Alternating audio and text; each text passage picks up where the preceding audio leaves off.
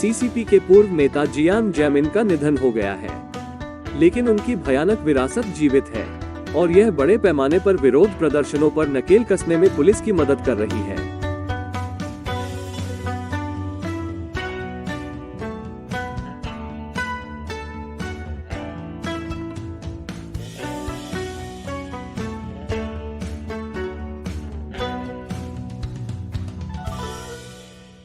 आपका स्वागत है, मैं क्रिस चैपल हूँ।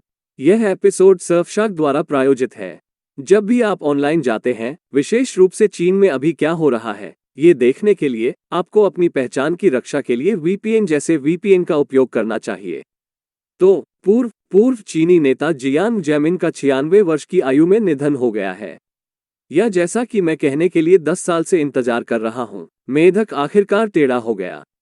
मेरा मतलब है, मैंने वास्तव में नहीं सोचा था कि वो इतने लंबे समय तक लटका रहेगा, लेकिन ये पता चला है, अगर आपको सही प्रेरणा मिली है तो आप लंबे समय तक जी सकते हैं। जियांग के मामले में यह उनके राजनीतिक शत्रुओं को नीचे गिरा रहा था। अब आमतौर पर जब कोई 90 के दशक के मध्य में मरता है तो आप कह सकते हैं, ठीक है, उसने एक अच्छा जीवन व्यतीत किया। लेकिन जियांग जेमिन के मामले में मान लीजिए, उसने एक दीर्घा जीवन व्यतीत किया। अब अगर आपने जियांग की मौत पर मीडिया रिपोर्ट्स को देखा तो आप ये सोचने में भ्रमित हो सकते हैं कि वो वास्तव में एक बुरा आदमी नहीं था। उन्होंने जियांग जेमिन को सख्त बोलने वाला सुधारक कहा, जिसने चीन के आर्थिक उत्थान को निर्देशित किया, तियानमेन के बाद चीन के उछाल का नेतृत्व किया और चीन को वैश्विक बाजारों में निर्देशित किया। लेकिन जियांग को कितना भी सुधारक के रूप में संदर्भित किया जाता है, उन्होंने निश्चित रूप से कभी कोई राजनीतिक सुधार नहीं किया। जब तक आप अमीर लोगों को चीनी कम्युनिस्ट पार्टी में शामिल करने की गिनती नहीं करते। उसने ऐसा किया। जियांग 1993 से 2003 तक चीनी सरकार के अनिर्वाचित अध्यक्ष थे, और जब ये लेख बताते हैं कि वह एक महान सुधारक थे, तो उन्होंने वास्तव में विदेशियों को चीन में निवेश करने के लिए राजी किया, जबकि उन्हें यह विश्वास करने की अनुमति दी कि चीनी कम्युनिस्ट पार्टी निश्चित रूप से राजनीतिक सुधार भी करेगी, जैसे ही देश पर्याप्त रूप से समृद्ध होगा। मेरा मतलब है, निश्चित रूप से वो झूठ था, लेकिन यह वो झूठ था जिसे लोग सुनना चाहते थे, जिसने अमेरिका को इसमें बदलने के बदले में अमेरिकी व्यवसायों को चीन में सस्ते सामान का निर्माण शुरू करने के लिए प्रेरित किया।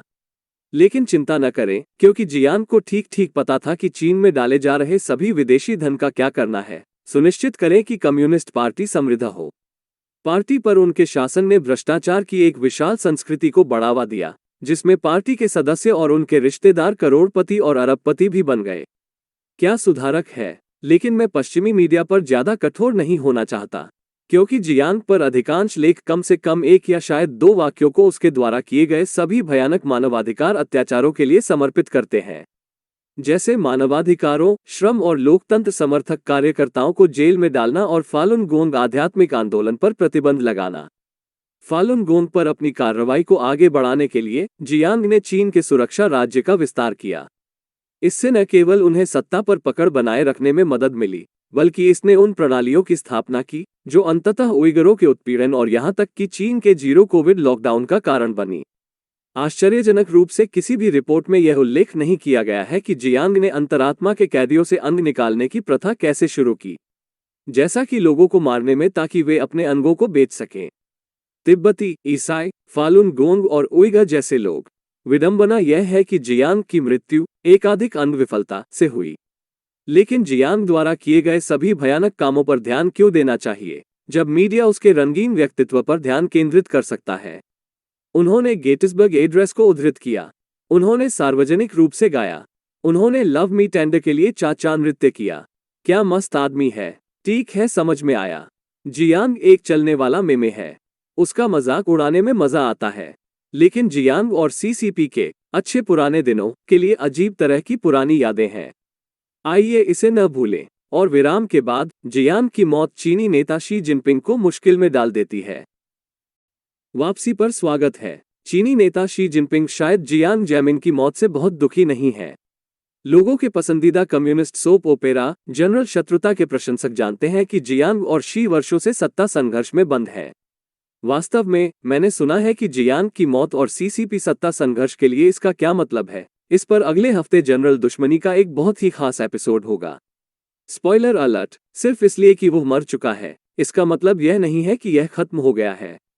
लीजिए, तैयार है पॉपकॉर्न। जियांग की मौत शी जिनपिंग के लिए मुश्किल समय में आई है। शी के जीरो कोविड लॉकडाउन के खिलाफ एक सप्ताह के विरोध के बाद आखिरी बार पूरे चीन में विरोध प्रदर्शन 1989 में शुरू हुआ था, जब सीसीपी के पूर्व अधिकारी हु याओबान की मौत ने तियानमेन स्क्वायर पर लोकतंत्र समर्थक विरोध प्रदर्शन शुरू कर दिया था, जो अंततः पूरे देश में फैल गया। अब जियांग जेमिन उतना लोकप्रिय नहीं है जितना हु याओबान था, लेकिन शी जिनपिंग और चीनी कम्युनिस्ट पार्टी शायद दोबारा होने को लेकर चिंतित है। इसलिए उन्हें ये पता लगाना होगा कि अधिक विरोध को ट्रिगर किए बिना लोगों को जियांग का शोक कैसे मनाया जाए। इस रिकॉर्डिंग के अनुसार जियांग की मौत से संबंधित कोई बड़े पैमाने पर विरोध प्रदर्शन नहीं हुआ है, लेकिन कुछ लोग शी जिनपिंग के शासन की शिकायत या आलोचना करने के लिए ऑनलाइन जियांग को श्रद्धांजलि दे रहे हैं, और उन श्रद्धांजलि को सेंसर कर दिया गया है। फिर से इस तरह की विडंबना के बाद से जियांग ने भी चीन के बड़े पैमाने पर इंटरनेट सेंसरशिप तंत्र बनाने में मदद की। इस तरह पिछले सप्ताह के अंत में कोविड लॉकडाउन के खिलाफ कुछ बड़े विरोध प्रदर्शनों के बाद इसमें से अधिकांश को जल्दी से ऑनलाइन सेंसर कर दिया गया था।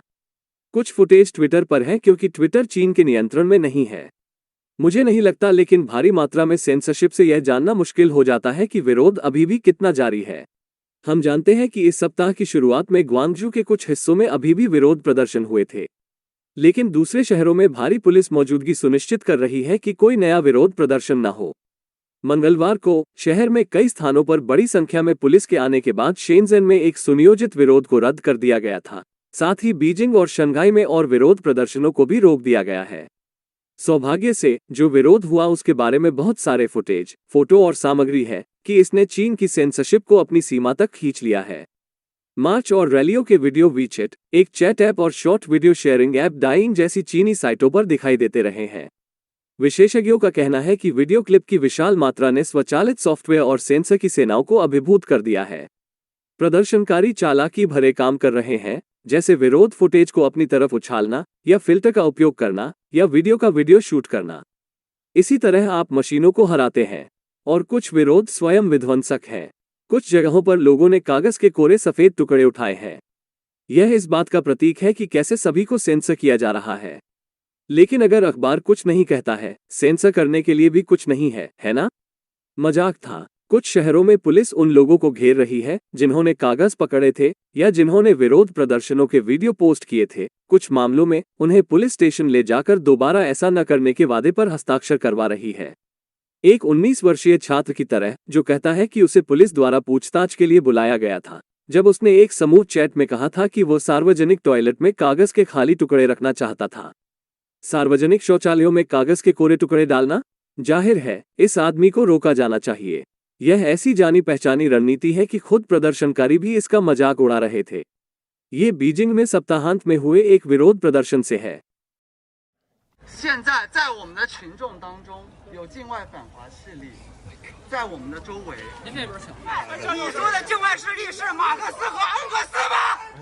是马克思和恩格斯吗？是斯大林吗？是列宁吗？马克思怎么跟你们说？请问新疆的火是境外势力放的吗？不是，我是。请问贵州的大巴是境外势力推翻的吗？我真的完完全全认同你们说的。大家伙是境外势力叫来的吗？不是。我们连网都上不到国外的，我们哪儿来的境外势力？我现在是能出国，还是能上国外的网？都不能。他们怎么联系我们？联系不上。哪儿来的境外势力？月球吗？लेकिन लॉकडाउन हटाने की घोषणा करते हुए ग्वांगझू में अधिकारियों ने विरोध प्रदर्शनों का जिक्र नहीं किया, और जिस जिले में मंगलवार की हिंसा भड़की थी वो सख्त नियंत्रण में रहा। तो शायद नीति में बदलाव महज एक संयोग है। इस बीच झेंगजो शहर में, जहां एक आईफोन संयंत्र के श्रमिकों ने पिछले सप्ताह विरोध किया, आधिकारिक तौर पर अपने शहरव्यापी तालाबंदी को हटा दिया, केवल इसे सैकड़ों इमारतों और अपार्टमेंट ब्लॉकों पर अंकुश लगाने के लिए। तो सुधार का वादा वास्तव में बिना कुछ बदले? जियांग जेमिन को गर्व होगा। और यह एपिसोड सुरफशाक द्वारा प्रायोजित है। जब आप ऑनलाइन होते हैं तो आप जो कुछ भी करते हैं उसे ट्रैक और लॉग किया जाता है, आपके द्वारा देखी जाने वाली वेबसाइटों और आपके इंटरनेट सेवा प्रदाता द्वारा। और यदि आप किसी ऐसे देश में हैं जो सोशल मीडिया को सेंसर करता है, तो आपको ट्विटर पर सामग्री पोस्ट करने में सक्षम होने के लिए सुरफशाक जैसे वीपीएन की आवश्यकता होगी। महत्वपूर्ण विरोध फुटेज की तरह, या जिन लोगों से आप नफरत करते हैं उनके बारे में भद्दी टिप्पणियां। लेकिन इससे कोई फर्क नहीं पड़ता कि आप कहां रहते हैं या आप ऑनलाइन क्या करते हैं, आपको वीपीएन के साथ हमेशा अपनी इंटरनेट गतिविधि को निजी रखना चाहिए। और सर्फशार्क के पास अब 100 से अधिक देशों में सर्वर हैं, किसी भी अन्य वीपीएन से अधिक, ताकि आपका कनेक्शन तेज और अधिक विश्वसनीय हो। प्लस सर्फशार्क के पास लाइन एन्क्रिप्शन और नो लॉग्स पॉलिसी में सबसे ऊपर है, जिसका अर्थ है कि वे आपका ब्राउजिंग डेटा एकत्र नहीं करते हैं। इसलिए सर्फशार्क देखें। सिर्फ एक सर्फशार्क खाते से आप जितने चाहें उतने डिवाइस कनेक्ट कर सकते हैं। तो इसे अभी आजमाएं। सर्फशार्क के पास एक विशेष डील है जिसमें 2 साल की योजना पर 83% की छूट और 3 अतिरिक्त महीने निःशुल्क शामिल है। आप केवल $2.21 प्रति माह में अपनी सुरक्षा कर सकते हैं। तो इस सौदे को सुरक्षित करने के लिए surfshark.com/uncensored पर जाएं और अनसेंसर्ड कोड का उपयोग करें। लिंक नीचे डिस्क्रिप्शन में है। एक बार फिर देखने के लिए धन्यवाद।